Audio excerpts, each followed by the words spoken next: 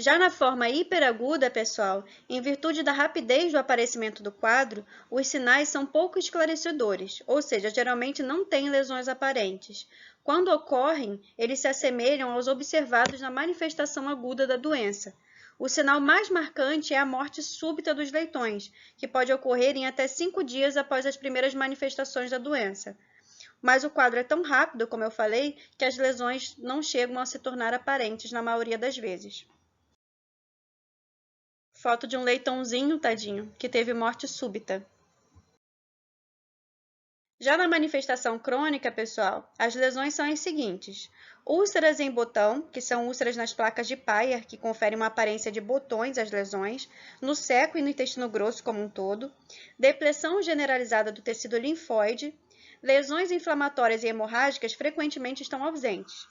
A manifestação crônica também se caracteriza por abatimento, perda de apetite, febre e diarreia, que pode persistir por até um mês.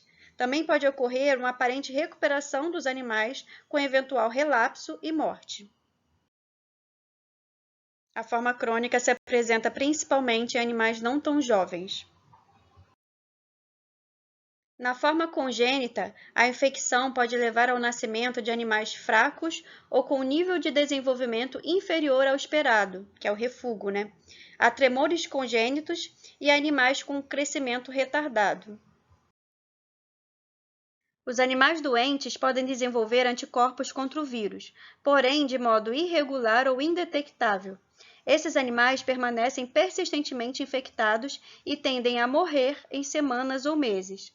As lesões na forma congênita são as seguintes: hipomielogênese, hipoplasia cerebelar, microcefalia, hipoplasia pulmonar e outras malformações diversas. Animais acometidos por peste suína clássica. E, por fim, a forma subaguda da peste suína clássica, que é a mais leve. Essa manifestação ocorre principalmente em porcas, que podem apresentar febre passageira e inapetência. Pode ocorrer morte fetal, absorção fetal, mumificação ou nascimento prematuro de fetos. Alguns leitões nascem persistentemente infectados, que morrerão em poucos dias ou desenvolverão a forma de aparecimento tardio da doença. Abortamentos podem ocorrer também ocasionalmente. É comum a ocorrência de leitões infectados em diferentes estágios da gestação, o que sugere que a infecção pode, por vezes, se disseminar de feto a feto dentro do útero. Aborto e mumificação fetal em animais com peste suína clássica. E como eu já tinha falado para vocês, a peste suína clássica não afeta só suínos domésticos, mas também os suídeos de uma forma geral. Então, os suínos selvagens, como os javalis, também podem ser acometidos. O diagnóstico da peste suína clássica se baseia inicialmente na observação de sinais sugestivos da enfermidade e do histórico do caso e na análise de evidências epidemiológicas, que são várias, A ocorrência de surtos da enfermidade nas redondezas, entrada de animais novos, trânsito de pessoas, animais, veículos ou utensílios em diferentes rebanhos, análise da taxa de morbidade e mortalidade, ocorrência prévia da enfermidade, histórico de vacinações, enfim, são vários fatores que a gente precisa considerar. Mas o diagnóstico clínico da peste suína clássica é só presuntivo, tá, gente? Por se tratar de uma enfermidade de grande impacto econômico, é essencial a confirmação do diagnóstico por meio de testes laboratoriais. E aí, gente, quais são esses testes diagnósticos que a gente precisa empregar para ter o diagnóstico realmente da peste suína clássica?